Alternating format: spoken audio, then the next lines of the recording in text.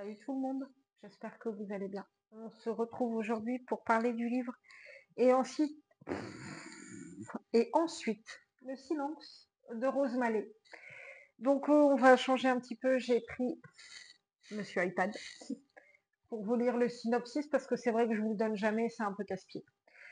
Donc c'est un thriller, c'est un roman de quelle année? 2023, 24, je ne sais pas. Bon enfin bref, on s'en fout. Donc je voulais le synopsis. Donc, arrête de me faire rire. Il y a un monsieur derrière la caméra qui me fait rire. Le 1er janvier, au 10 rue Georges-Marie, l'irréparable a été commis. Charlotte et Martin forment avec leurs enfants une famille sans histoire, et pourtant, peu à peu se dévoile une réalité que nul ne pouvait soupçonner. De Charlotte ou de Martin, qui est le vrai coupable, qui est la victime?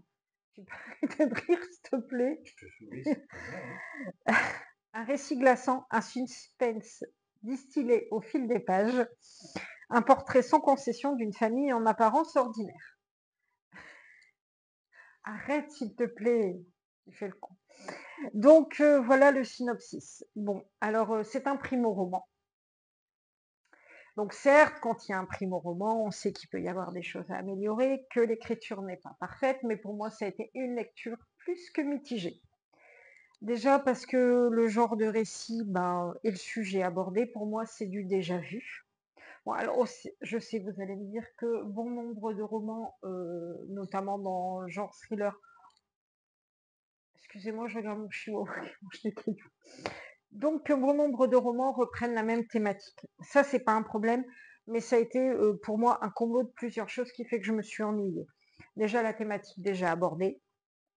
Bon, une écriture correcte, mais malgré tout un petit peu quand même brouillon par moment. Donc, ce qui fait que comme c'était un peu brouillon, ça m'a perdu.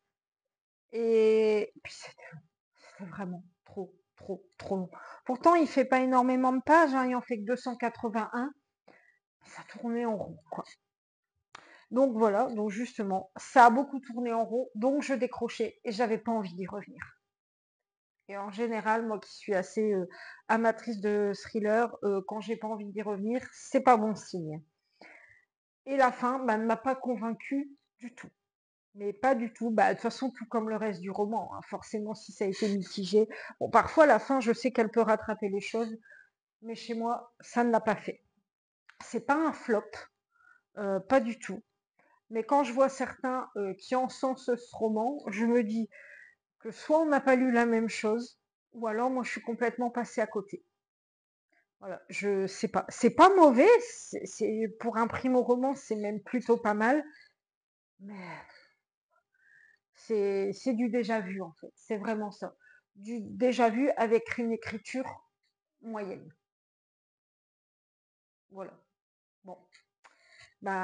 J'espère que les prochaines lectures seront meilleures parce que là, ça continue, on va frôler la palme. On va frôler la palme. Non, ça va aller. Bon, voilà. J'espère que cette vidéo vous aura plu.